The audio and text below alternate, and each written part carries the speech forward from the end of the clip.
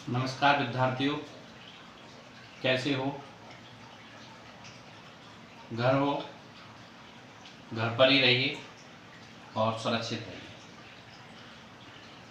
आज हम chapter number 2 का लेक्चर नंबर 12, वैसे हमारा टोटल लेक्चर नंबर ये 12 है, चैप्टर नंबर 2 है। तो इससे पहले आप मेरे YouTube channel Rahul Sharma physics group को सब्सक्राइब कीजिए, शेयर कीजिए और कमेंट कीजिए। ठीक है, तो हम चलते हैं अपने next topic, continuous charge distribution, सतत आवेश वितरण। अभी तक हमने जो फर्स्ट चैप्टर में पढ़ा है वो हमने पढ़ा है विविक्त आवेश वितरण। विविक्त आवेश में जो चार्ज होते हैं उन चार्जों के मध्य जो दूरी होती है वो अधिक होती है, जबकि सतत आवेश वितरण में चार्जों के मध्य जो दूरी होती है वो बहुत कम होती है। जैसे एक चार्ज यहां है, एक चार्ज यहां है, एक चार्ज यहां है, एक चार्ज यहां है। इन चारों चार्जों के मध्य में दूरी अधिक है, तो इसको हम विविक्त आवेश वितरण बोलेंगे और इन आवेशों को बोलेंगे विविक्त आवेश। जब ये चार्ज पास आ जाए, यानी ऐसे ऐसे ऐसे ऐसे, यानी अब इन चार्जों की मध्य दूरी क्या हो जाए, कम हो जाए, तो ऐसे आवेशों का वितरण सतत आवेश वितरण कहलाता है। ठीक है, और इसको बोलते हैं चार्ज कंटिन्यूअस चार्ज डिस्ट्रीब्यूशन। अब ये चार्ज जो है वो डिस्ट्रीब्यूशन एक विमीय भी हो सकता है, एक विमीय। एक विमीय का मतलब एक रेखा पर भी वितरित हो सकता है, एक रेखा पर।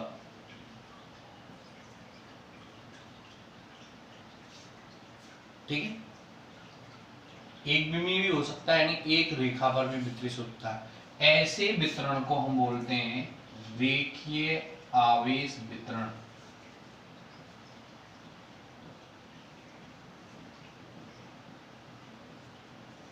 ऐसे को क्या बोलते हैं हम, रेखीय आवेश वितरण। ये द्विविमीय भी हो सकता है, मतलब द्विविमीय सतह पर भी फैल सकता है, द्विविमीय भी हो सकता है, वितरण इसका द्विविमीय भी हो सकता है, यानी किसी सतह पर, तो उसको बोलेंगे पृष्ठ आवेश वितरण।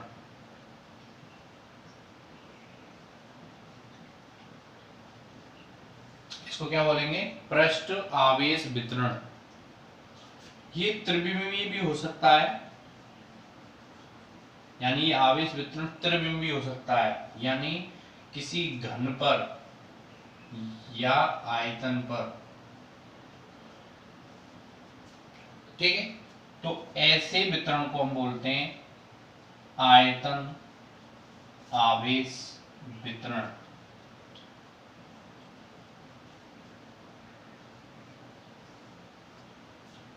ठीक है, तो कंटिन्यूअस चार्ज डिस्ट्रीब्यूशन एक लंबाई पर भी हो सकता है, एक रेखा पर भी वितरित हो सकता है, एक सतह पर भी वितरित हो सकता है, एक घन या आयतन पर भी वितरित हो सकता है।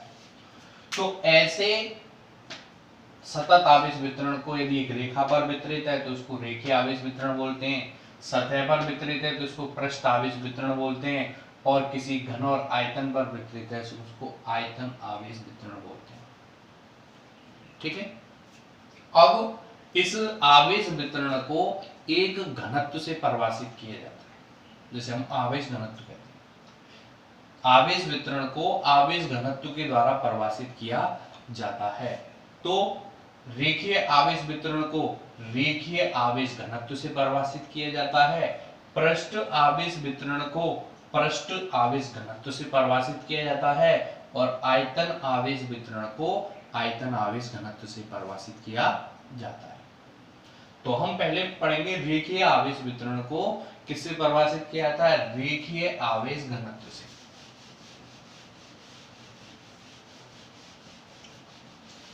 तो पहला हमारा है लीनियर चार्ज डेंसिटी। ठीक है, लीनियर चार्ज डेंसिटी, रेखीय आवेश वितरण या घनत्व। ठीक है, रेखीय आवेश घनत्व क्या होता है, इसकी पहला पॉइंट, एकांक लंबाई पर आवेश की मात्रा को, एकांक लंबाई पर आवेश की मात्रा को, ये इसकी परिभाषा है, एकांक लंबाई पर आवेश की मात्रा को रेखीय आवेश घनत्व, रेखीय आवेश घनत्व कहते हैं। दूसरा, इसे लैम्ब्डा से प्रदर्शित किया जाता है, इसे लैम्ब्डा से प्रदर्शित किया जाता है। ठीक है, नोट कीजिए इसको।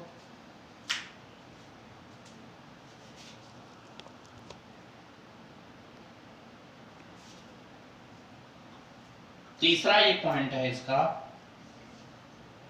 तो इसका हम मात्रक देख लेते हैं, सूत्र देख लेते हैं, विमीय सूत्र देख लेते हैं। सूत्र इसका है रेखीय आवेश घनत्व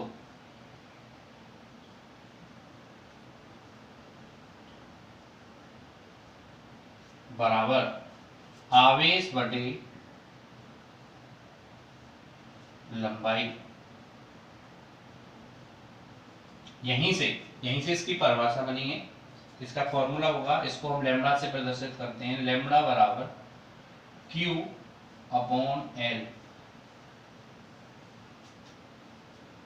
ठीक है, तीसरा पॉइंट, इसका मात्रक,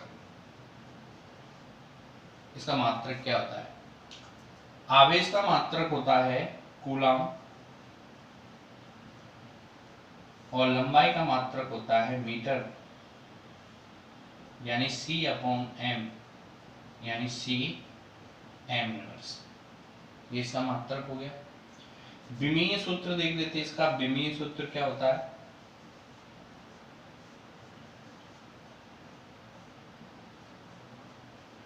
विमीय सूत्र क्या होता है, तो विमीय सूत्र होता है इसका कूलम, कूलम को हम लिखते हैं विमीय सूत्र A1 T1 धारा इंटू समय और L1, तो इसको लिख सकते हैं L माइनस 1 T1 A1।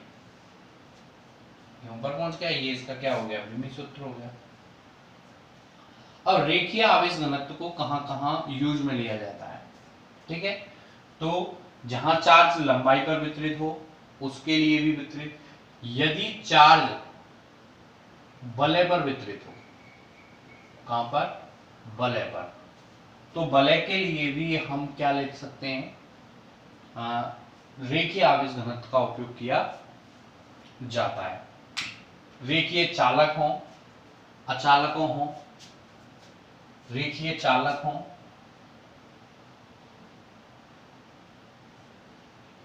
चालक या अचालक। ठीक है, रेखीय चालक हो या अचालक हो या वलय हो, उन सब के लिए इस सूत्र को प्रयुक्त किया जाता है। ठीक है, उदाहरण के तौर पर अगर हम उदाहरण लें, उदाहरण के तौर पर यदि एक आर त्रिज्या की क्या है, वृत्ताकार तार है, एक r त्रिज्या का वृत्ताकार तार है, इस पर q आवेश जो है वो एक समान रूप से वितरित है।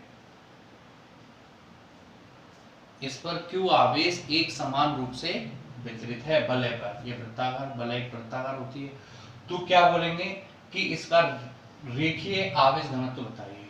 तो रेखीय आवेश घनत्व होता है लैम्बडा बराबर आवेश कितना है q, इसके तार पर।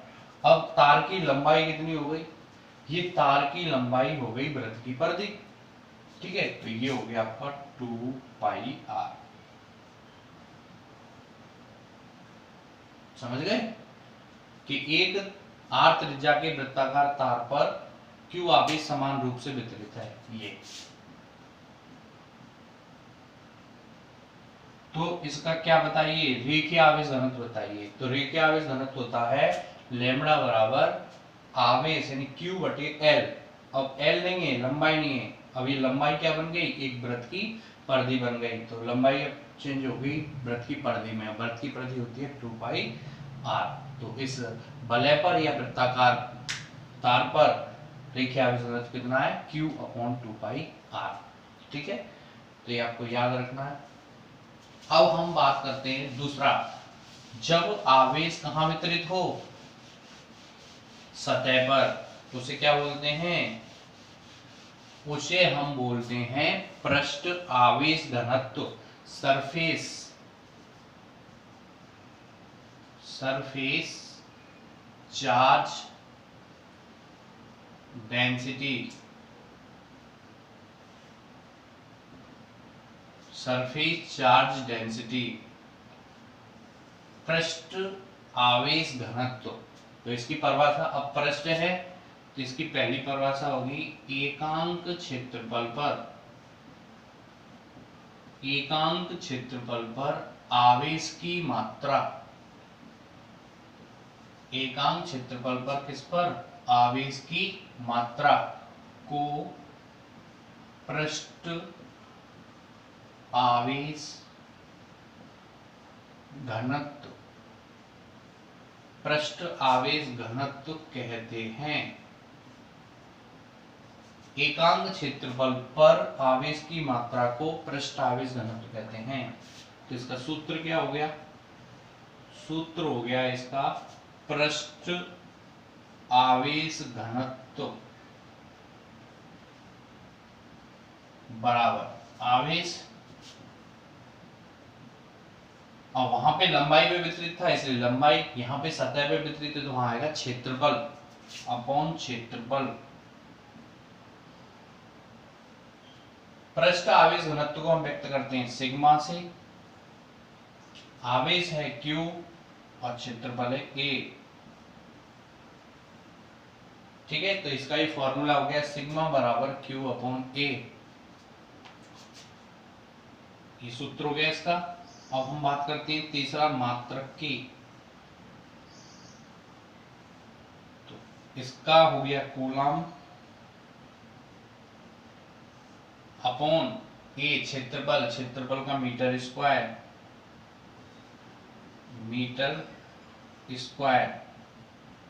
c अपॉन m स्क्वायर, इसको लिख सकते हैं c m की पावर -2। विमीय सूत्र देखो इसका, विमीय सूत्र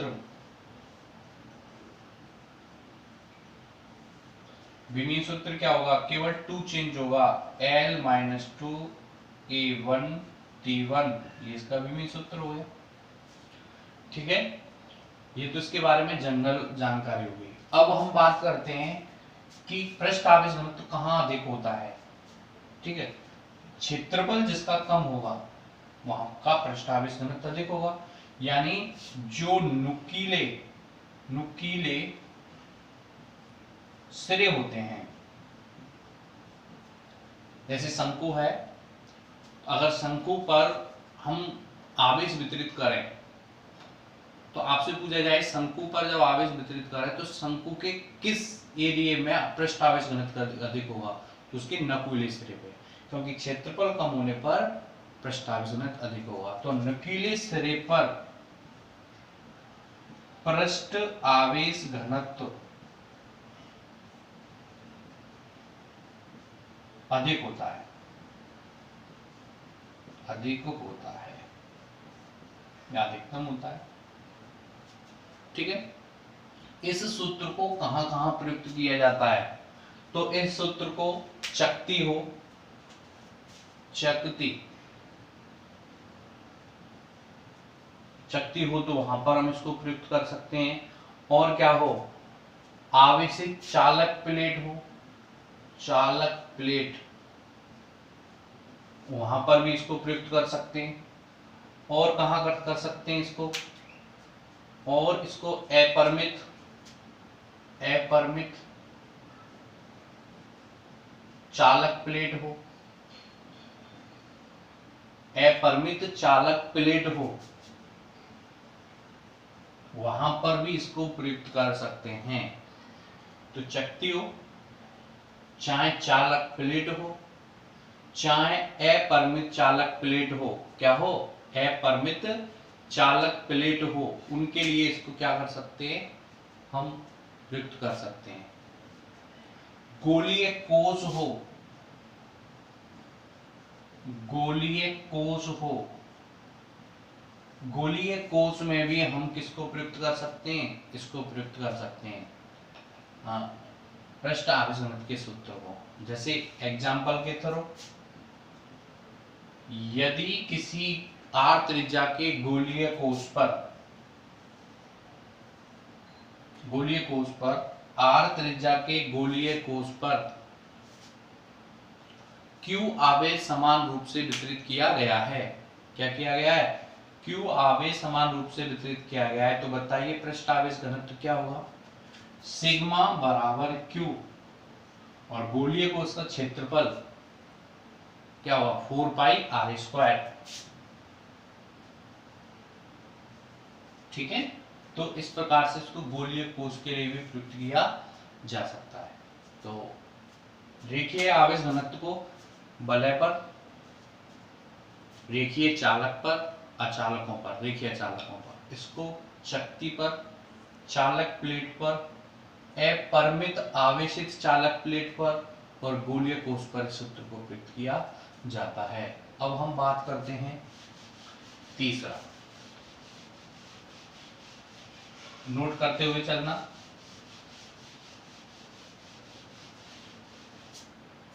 तीसरा जो है वो क्या है हमारा, आयतन आवेश, आयतन आवेश घनत्व, वॉल्यूम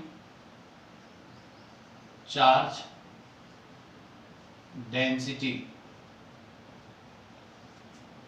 वॉल्यूम चार्ज डेंसिटी। ठीक है, वॉल्यूम चार्ज डेंसिटी, आवेश, तो इसकी परिभाषा लिखिए। पहला क्या होगी इसकी परिभाषा, एकांक आयतन पर, देखिए एकांक आयतन पर आवेश की मात्रा को, एकांक आयतन पर आवेश की मात्रा को आयतन आवेश घनत्व कहते हैं।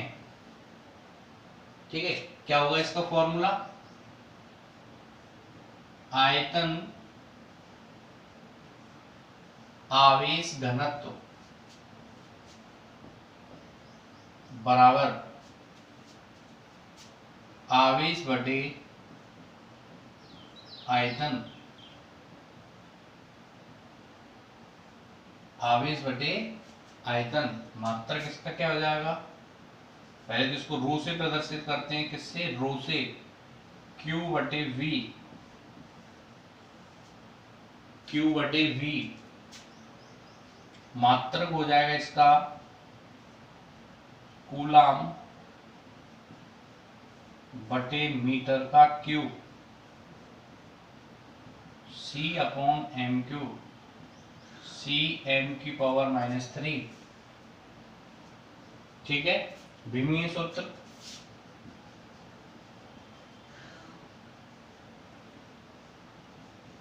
L-3 A1 T1। ठीक है, अब इस सूत्र को कहां कहां प्रयुक्त किया जाता है, तो इस सूत्र को गोलाकार आवेश वितरण, ठीक है, चालक गोला हो, ठोस चालक गोला हो, अचालक ठोस चालक गोला हो, वहां पर ठोस चालक गोला, ठोस चालक गोला, अचालक गोला, वो भी ठोस हो, ठीक है, इसको प्रयुक्त किया जाता है। जैसे इसका एग्जांपल ले सकते हैं कि क्यू आवेश आर त्रिज्या के अचालक गोले पर स्थित है, अचालक गोले के भीतर एक समान रूप से वितरित है, ठीक है। तो क्या आएगा, सूत्र इसका होगा रो क्यू बटे गोले का आयतन 4/3 पाई आर क्यू, क्योंकि अचालक गोले के भीतर समान रूप से वितरित है तो पूरे आयतन को लिया जाएगा। तो आयतन, गोले का आयतन क्या होता है 4/3 पाई आर क्यू, ठीक है। तो ये हमारे पास हो गए आवेश वितरणों को प्रदर्शित करने वाले आवेश घनत्व। अब हम इन रेखीय आवेश वितरणों के कारण किसी बिंदु पर हम विद्युत क्षेत्र की तीव्रता का क्या करते हैं, परिकलन करते हैं। तो देखिए पहला हम पढ़ते हैं रेखीय आवेश वितरण।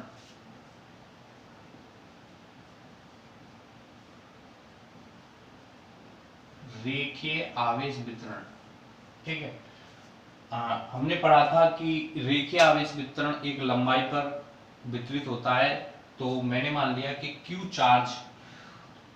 चार्ज जो है वो एक लंबाई पर वितरित है, ठीक है, जिसकी लंबाई L है। एक क्यू चार्ज है वो L लंबाई पर वितरित है, कैपिटल L लंबाई पर वितरित है,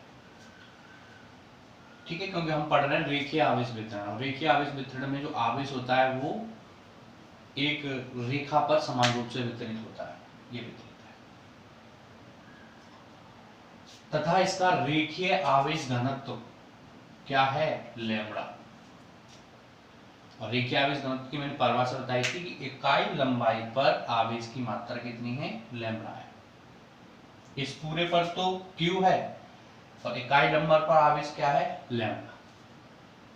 हम क्या करते हैं कि यहां से यहां पर एक बिंदु P है, इस रेखीय आवेश वितरण के कारण या इस रेखीय आवेश के कारण हमें बिंदु P पर विद्युत क्षेत्र की तीव्रता ज्ञात करनी है। यहाँ पर इसके कारण कितना विद्युत क्षेत्र उत्पन्न होगा। तो हम क्या करते हैं, इस पूरे के कारण नहीं करते, हम एक अल्पांश मान लेते हैं। हमने एक अल्पांश मान लिया dl, एक अल्पांश मान लिया dl। इससे इसकी जो दूरी है वो है r, इस अल्पांश से r दूरी पर स्थित है, ठीक है। तो इस पर विद्युत क्षेत्र की तीव्रता की दिशा कहाँ होगी, प्लस चार्ज है, प्लस चार्ज से उस पॉइंट की ओर, तो विद्युत क्षेत्र की दिशा होगी ऐसे, ई वेक्टर, ठीक है। और ई वेक्टर आ गया। अब हमने ये dl अल्पांश माना है, हमने इस पूरी लंबाई पर तो चार्ज क्यों है, तो dl लंबाई पर चार्ज कितना होगा, तो हम इससे निकालेंगे एकांक लंबाई पर चार्ज कितना है, लैम्बडा, ठीक है, लैम्बडा। पूरी लंबाई पर कितना है, अब हमें निकालना है dl लंबाई पर। dl लंबाई पर चार्ज कितना होगा, dl का क्या हो जाएगा, गुणा, तो लैम्बडा dl। इकाई लंबाई पर चार्ज लैम्बडा है तो dl लंबाई पर चार्ज कितना होगा, dl का गुणा हो जाएगा, लैम्बडा dl। इसको हमने मान लिया dq। तो इतना चार्ज है इस dl लंबाई पर dq। तो इतने चार्ज के कारण बिंदु P पर विद्युत क्षेत्र की तीव्रता क्या होगी, कूलाम के नियम से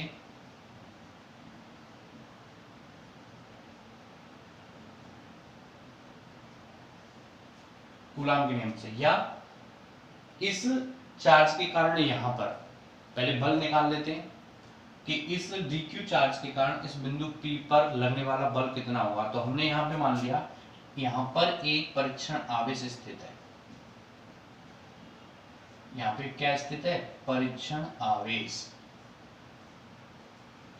अब यहां स्थित है तो इस परीक्षण आवेश पर इस dl चार्ज के कारण क्या लगेगा, बल। तो वो होगा dF वेक्टर बराबर कूलाम के नियम से k q not dq upon बीच की दूरी कितनी है, r स्क्वायर, और इसकी डायरेक्शन इस दिशा में यानी r कैप। इतने इस dl लंबाई में जो चार्ज है dq, इस dq के कारण इस पर इतना बल लगेगा। तो इस पूरी लंबाई के कारण कितना बल लगेगा, समाकलन कर देंगे तो संपूर्ण रेखीय आवेश वितरण के कारण